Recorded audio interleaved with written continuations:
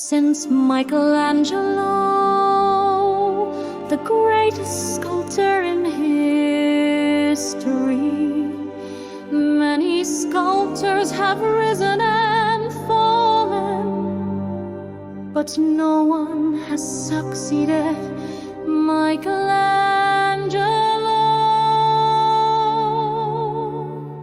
Furthermore, Michelangelo was a great painter, poet and architect.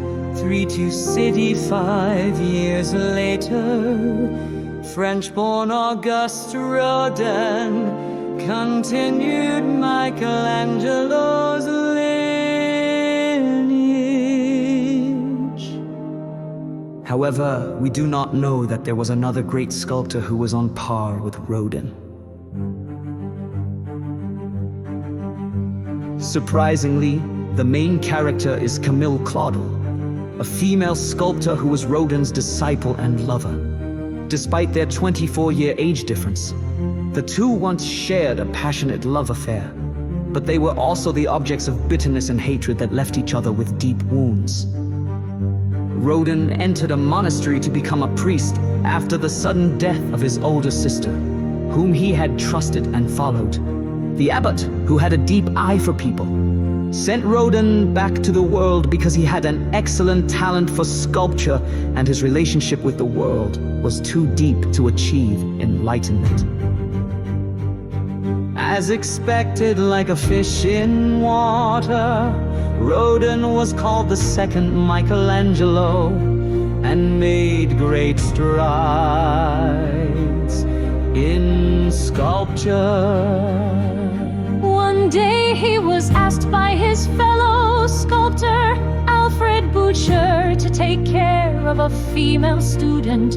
Her name was Camille Claudel, and although her name was neutral, Camille was a dazzlingly beautiful woman. Rodin, who was immediately attracted to her, made every effort to keep her by his side, even though he had a wife and child. Camille, who had never received love from her mother, wanted to leave home, so she accepted Rodin's advances as fate. After that, Camille participated in the production of Rodin's masterpieces, The Burghers of Calais, The Gates of Hell, and The Kiss.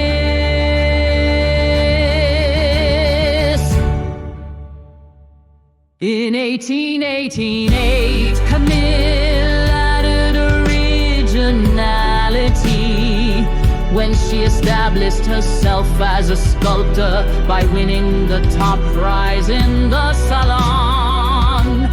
Rodin welcomed the success of Camille, his disciple and lover, but instinctively began to keep her in check. In the meantime, Camille repeatedly had pregnancies and abortions, which were the result of her extramarital affairs. Camille's masterpiece, Middle Age, well explains their complicated relationship.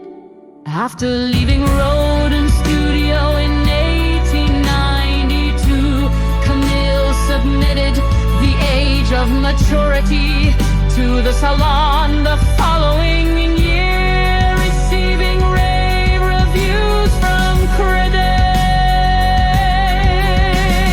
Standing alone and suffering from extreme financial difficulties, Camille submitted a masterpiece she had worked hard on to the Salon in 1899. But when it was stolen during the exhibition, she became delusional, thinking it was Rodin's doing. To make matters worse, Camille, who's extremely devastated, suffers from mental illness and is eventually imprisoned in a mental hospital.